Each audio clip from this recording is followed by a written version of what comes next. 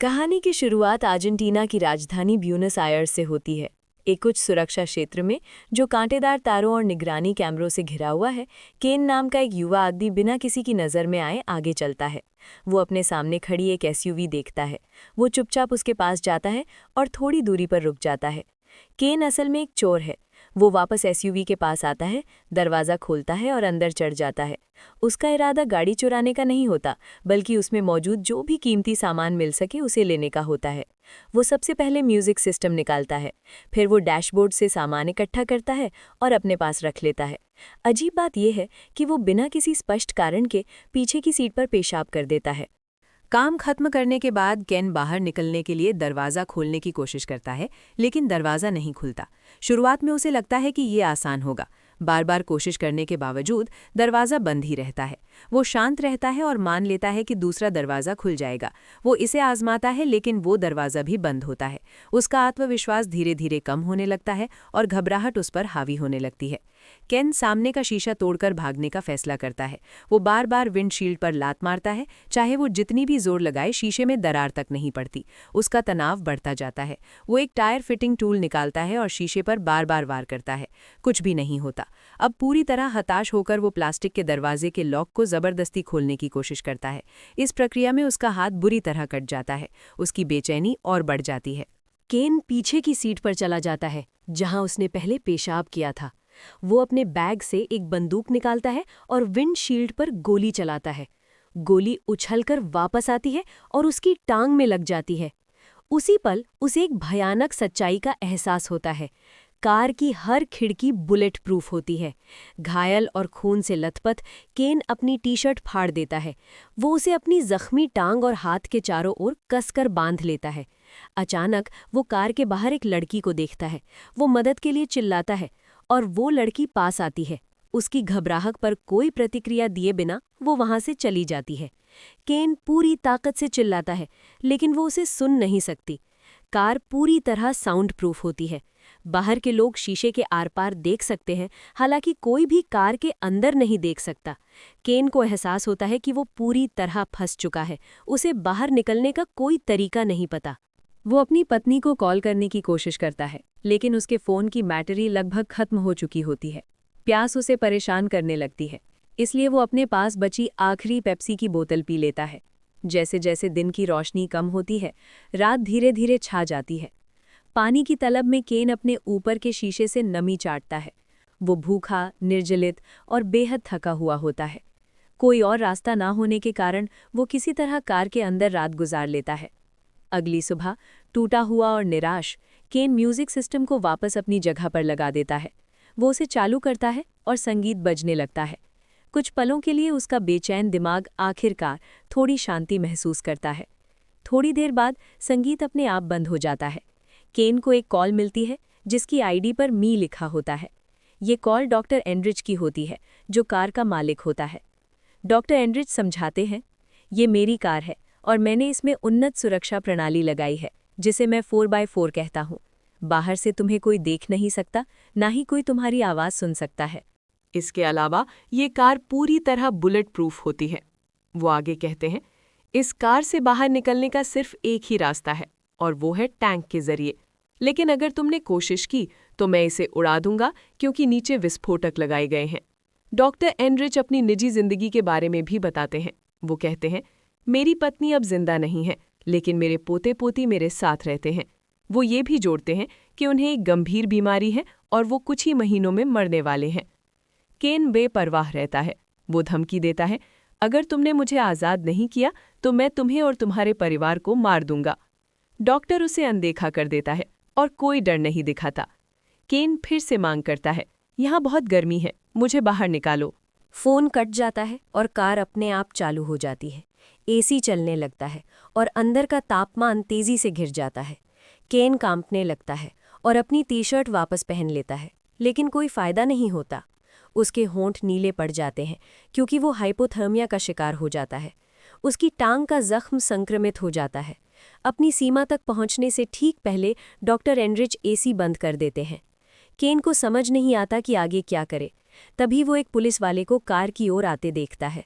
उसके अंदर उम्मीद की एक किरण जगती है। वो चिल्लाता है लेकिन पुलिस वाला ना उसे सुन सकता है न देख सकता है। वो अफसर केवल नो पार्किंग जोन में कार खड़ी होने पर चालान देने आया होता है। वो विंडशील्ड पर टिकट लगाता है और चला जाता है। केन फिर से निराश हो जाता है। फिर एक चोर आता है जो कार का दरवाज़ा खोलने की कोशिश करता है। केन की किस्मत नहीं बदलती। पड़ोसी चोर को देखकर उसका पीछा करते हैं। चोर भाग जाता है, लेकिन अब पुलिस आ जाती है। बहुत से लोग इकट्ठा हो जाते हैं, मगर किसी को एहसास नहीं होता कि अंदर कोई फंसा हुआ है। आखिरकार सब लोग चले जाते हैं। केन को डॉक्टर एनरिच की एक और कॉल आती है। डॉक्टर उसके बारे में और जानना चाहते हैं। केन बताता है कि वो समाज के नियमों का पालन नहीं करता। वो कहता है कि अमीर लोग गरीबों को दबाते हैं और वो इसे स्वीकार नहीं करता। यही कारण है कि वो चोरी करता है, जैसे उसके पिता और दादा करते थे। बंदूक की धमकी मिलने पर भी वो यही करता रहेगा। डॉक्टर उसकी ईमानदारी की सराहना करता है। वो केन को बताता है कि कार की सीट के पीछे एक पाइप है जिसमें कार साफ करने के लिए इस्तेमाल होने वाला पानी होता है। केन इस पानी को पी सकता है। ये सुनकर केन सीट के पीछे से पाइप निकालता है। वो उसमें से पानी बोतल में भरता है। हालांकि उस पानी में केमिकल होते हैं, लेकिन वो खतरे को नज़रअंदाज करता है और एक ही घूंट में पी लेता है। उसका शरीर पहले ही बुरी तरह निर्जलित होता है। एक और दिन उसी हालत में गुजर जाता है। अगली सुबह तक केन की मानसिक स्थिति बिगड़ने लगती है। उसका दिमाग धीरे धीरे प्रभावित होने लगता है। वो शारीरिक और मानसिक रूप से कमज़ोर हो जाता है। अपने दिमाग को व्यस्त रखने के लिए वो कागज़ पर कार के अंदरूनी डिज़ाइन बनाने लगता है। उसकी भूख असहनीय हो जाती है। आखिरकार वो कागज़ खाना शुरू कर देता है। कुछ ही देर बाद प्यास फिर लौट आती है। कोई और विकल्प न होने पर वो मजबूर होकर अपना ही पेशाब पीता है। उसी समय केन को डॉक्टर की एक और कॉल आती है। उसके पास सुनने के अलावा कोई विकल्प नहीं होता। डॉक्टर उसे बताते हैं कि डैशबोर्ड के नीचे एक चॉकलेट बार छिपी हुई है। केन जल्दी से उसे निकालता है और खा लेता है। चीनी उसे थोड़ी ऊर्जा देती है। वो फ़ोन की बैटरी निकालकर डैशबोर्ड पर रख देता है। वो सूरज की रोशनी से उसे चार्ज करने की कोशिश करता है। बाद में डॉक्टर फिर से कॉल करते हैं। वो बताते हैं कि वो केन के घर गए थे और उसकी पत्नी और बच्चों से मिले। वो दावा करते हैं कि उन्होंने उनसे कहा कि केन ने $1 मिलियन की लॉटरी जीती है। उन्होंने केन के काम के बारे में झूठ बोला और उन्हें $1 लाख दिए। उन्होंने कहा कि वे नया घर खरीद सकते हैं। नतीजतन केन का परिवार नए घर में चला जाता है। केन कॉल काट देता है। ये सुनकर वो बेहद विचलित हो जाता है कि डॉक्टर ने उसके परिवार को इसमें शामिल कर लिया। वो बैटरी को वापस फ़ोन में लगाता है और फ़ोन चालू करता है। केन अपनी पत्नी को कॉल करता है, लेकिन वो फ़ोन नहीं उठाती। वो उसके लिए एक वॉइस मैसेज छोड़ देता है। कुछ समय बाद केन बार बार स्टार्ट बटन दबाता है। कार अचानक चालू हो जाती है, लेकिन वो रिवर्स गियर में होती है। वो गियर बदलने की कोशिश करता है, लेकिन वे प्रतिक्रिया नहीं देते। कार पीछे की ओर तेजी से दौड़ती है और एक दीवार से टकरा जाती है। एयरबैग खुल जाते हैं और उसे चोट लगने से बचाते हैं। हालांकि पीछे का शीशा टूट जाता है। केन कार से बाहर निकलता है और पास के गैस स्टेशन के एक कैफे में चला जाता है। वो खाना और पेय खरीदता है और बेतहाशा खाने लगता है। अचानक एक सुरक्षा गार्ड आता है। गार्ड उसे बताता है कि उसे पहले भुगतान करना होगा। केन के पास पैसे नहीं होते। वो अपनी बंदूक निकालता है और गार्ड को गोली मार देता है। उसी क्षण केन की आंखें खुल जाती हैं। वो अभी भी कार के अंदर फंसा हुआ होता है। ये सब एक भ्रम होता है। उसकी हालत बहुत ज्यादा बिगड़ चुकी होती है। अब उसके पास कोई ताकत नहीं बचती। निराशा में वो बंदूक से अपनी जान लेने की कोशिश करता है।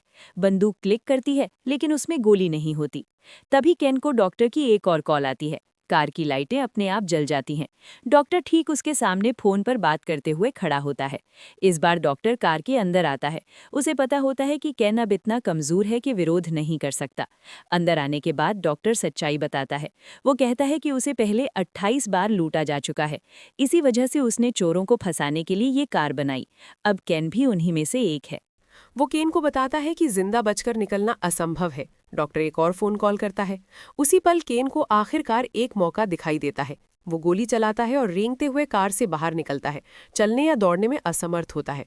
गोली डॉक्टर को छू कर निकल जाती है, लेकिन उसे कोई नुकसान नहीं होता। डॉक्टर केन के पास आता है, उसे मारता है, उसकी बंदूक छीन लेता है और उसे वापस कार में घसीटने की कोशिश करता है। गोली की आवाज़ पुलिस को आकर्षित करती है। डॉक्टर केन को छोड़ने का आदेश देते हैं। डॉक्टर केन को बंदूक की नोक पर रखकर पुलिस से कहता है कि वो एक चोर है। उसने मेरी एसयूवी चुराई थी। उसने मुझ पर गोली चलाई और अब मैं खुद उससे निपटूंगा। ये तुम्हारी समस्या नहीं है। अधिकारी जोर देते हैं कि वो केन को छोड़ दे, लेकिन डॉक्टर मना कर देता है। जल्द ही रिपोर्टर और अधिक पुलिस वाहन आ जाते हैं। उनमें एक सेवानिवृत्त पुलिस अधिकारी एमडी भी होता है। वो डॉक्टर से बात करता है और उसे केन को छोड़ने के लिए मनाने की कोशिश करता है। डॉक्टर इनकार करता है और दावा करता है कि पुलिस अपना काम सही ढंग से करने में विफल रही है। वो तर्क देता है कि केन जैसे चोर आज़ाद घूमते रहते हैं जबकि आम लोग कष्ट झेलते हैं। वो मानता है कि उसके कार्य सही हैं। आधी भीड़ डॉक्टर का समर्थन करती है जबकि बाकी आधी केन को आज़ाद करने की अपील करती है। सेवानिवृत्त पुलिसकर्मी डॉक्टर से कहता है, आप पढ़े लिखे हैं, आप कानून अपने हाथ में नहीं ले सकते, आपको उसे छोड़ना होगा। वो प्रभावशाली ढंग से बात करता है और आखिरकार डॉक्टर केन को छोड़ देता है। केन किसी तरह एक पुलिस कार तक पहुंचता है। डॉक्टर अपनी कार की ओर लौटता है। वो अपने मोबाइल फोन पर एक टाइमर सेट करता है। पेट्रोल टैंक के नीचे लगाए गए विस्फोटक फट जाते हैं और डॉक्टर की तुरंत मौत हो जाती है। केन स्तब्ध रह जाता है, लेकिन अब आज़ाद होता है। पुलिस उसे उसके सभी अपराधों के लिए गिरफ्तार कर लेती है। लोग डॉक्टर के कार्यों पर चर्चा करते हैं और उसे बहादुर और आत्मविश्वासी बताते हैं। वे मानते हैं कि वो सच में खुद को सही समझता था। कई लोग इसे अधिकारियों के लिए एक सबक मानते हैं। उम्मीद करते हैं कि पुलिस कानून को और प्रभावी ढंग से लागू करेगी। वे उम्मीद करते हैं कि इस घटना के बाद शहर में बेहतर नियंत्रण होगा। केन को इलाज के लिए अस्पताल ले जाया जाता है। उसके खिलाफ मामला दर्ज किया जाएगा और उसे उसके अपराधों की सज़ा मिलेगी। यहीं इस फिल्म की कहानी समाप्त होती है।